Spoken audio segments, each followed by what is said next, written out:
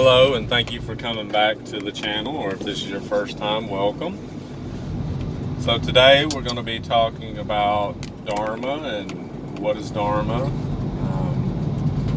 So I do this while I'm driving down the road. I want you to feel kind of like you're a passenger in the vehicle with me. So part of this series of courses is, before you begin the video, take just a moment and see what your intention is for watching this video. So look inside and see, am I watching this to gain some intellectual knowledge? Am I watching this for my spiritual experience? Or maybe you're watching it just for entertainment. So take just a moment and look inwardly and see why you're doing it, and try to generate a virtuous mindset, like you're watching this to benefit others, or maybe you're watching this to make your mind more peaceful. So there's several different motivations that you can use. So I would encourage you to do that. It's totally up to you though. So if you want to pause it for a second and do that. Okay. So, what is Dharma? I remember the first time I was reading in books, and I was like, dharma is how I kept pronouncing it, and I saw the TV show Dharma and Greg, and that's how I learned how to pronounce it, was on a TV show. So that just goes to prove that we can actually get Dharma from mundane sources, like TV shows, if we have the correct mindset and try to see it. So Dharma is just another way of saying Buddhist teachings, or what the Buddha taught. So Buddha taught 84,000 teachings. So there's many different teachings out there. There's different schools. Buddhism out there. There's Zen Buddhism. There's many different schools. So I don't want to get too deep into that, because if I leave your school out, I apologize. So if your school falls underneath that. So basically, the reason there's many different schools is because Buddha taught all these teachings, and he taught them to different people depending on where they were at karmically. So some people just needed to hear sutra teachings, and some people needed to hear tantric teachings. Some people needed some basic, this is how to be kind. So depending on what you heard, you would say, well, this is what the Buddha taught. So that's why there's so many different schools, is because they say this is what the Buddha taught, and they started teaching that. But there may be some more advanced teachings that he didn't teach to that group of people. So they didn't have that to be able to pass along. So there's teachings that were written down, and then there's teachings that were passed down through what they call the whispered lineage.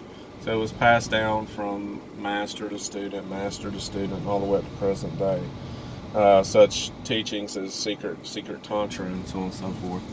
So there's, like I said, there's many different kinds of teachings, and some of the teachings even appear to conflict. So there are certain times where, like, for example, you can see the emptiness of your suffering, or there's certain times whenever you need to see your suffering and try to change your circumstances because you're suffering. So it depends on where you're at spiritually as to what teaching is applicable to you as well. So it's very hard a lot of times to see for yourself what teaching is applicable for you in that moment, because you may not have the wisdom, or you may not know about the teaching. So I've had personally, I've had advice given to me, and then once I went through the situation, I had a different set of advice given to me. So even practices, sometimes this practice is most beneficial and other times another practice may be very beneficial. That was one of the things whenever I started studying Buddhism, I found it was very difficult was there was all these practices. If I lived to be 200 years old, I couldn't do all these practices. But that's not the point, is to do all those practices. It's to do the one that's applicable for you where you're at spiritually. And sometimes certain practices require certain things to be done before others. So like there's teachings about show the secret to the one that has achieved firmness. So what does that mean? So really you shouldn't talk about emptiness until the person has an understanding of compassion, because then they'll just start negating other suffering with emptiness. Well, they don't exist, their suffering doesn't exist in the way that is appearing, and so on and so forth. So you can actually undermine your development of compassion. So there's order to certain things where you might develop, you really need to work on your compassion before you work on emptiness, for example. You need to work on love before you work on emptiness. But really you need to get that advice from a spiritual guide, not for me. So I'm just laying out the different methods and so on and so forth. So there's definitely an order to things. So if you wanted to practice tantric teachings, you really should receive an empowerment from a qualified spiritual guide.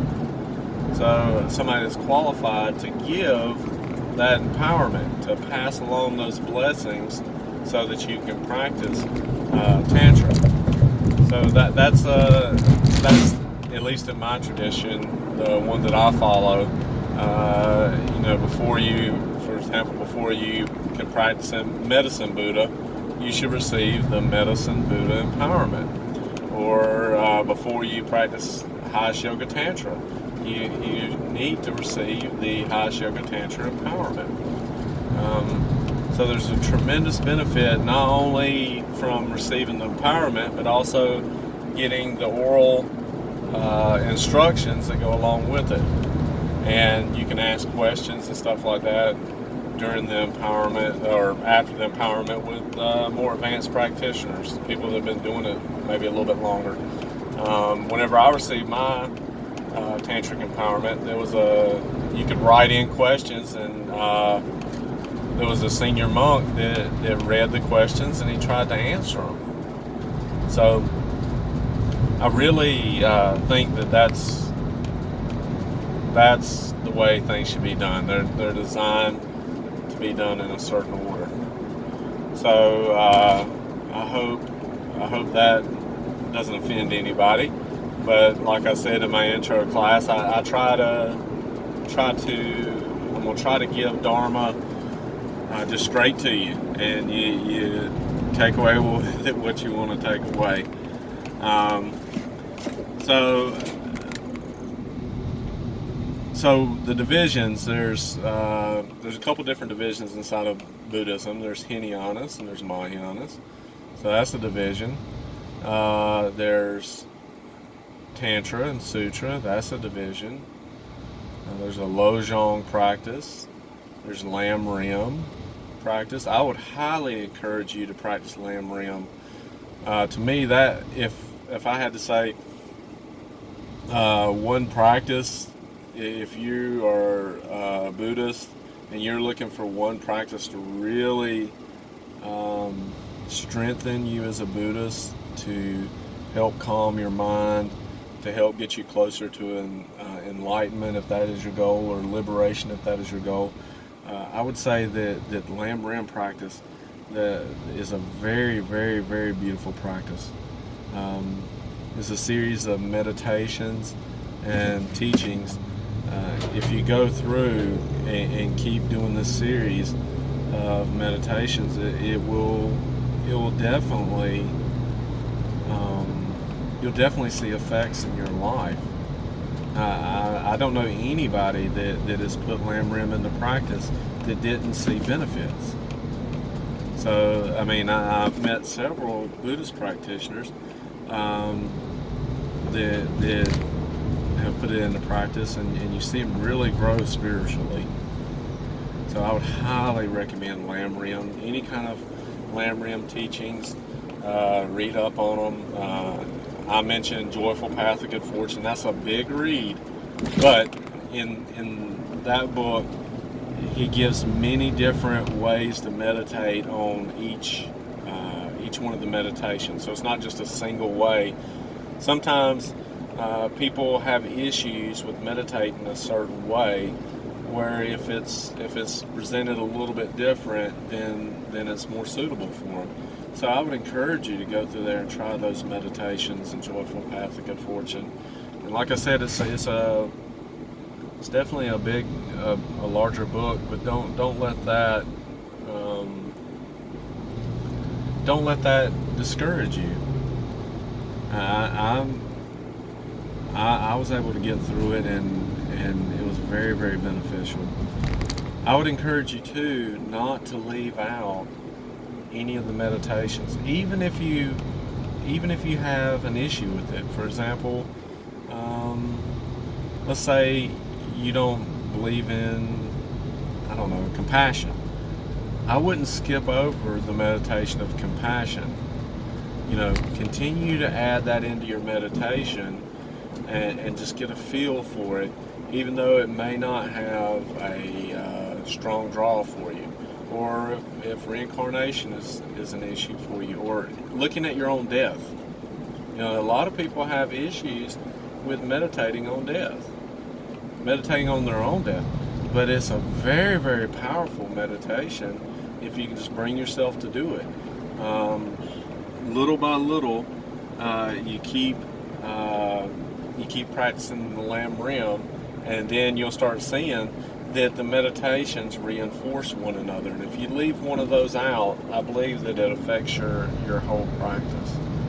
So I didn't mean to get too much off on one practice, but I get that question. I've gotten it so much about, what should I practice? I'm new to Buddhism. What should I practice?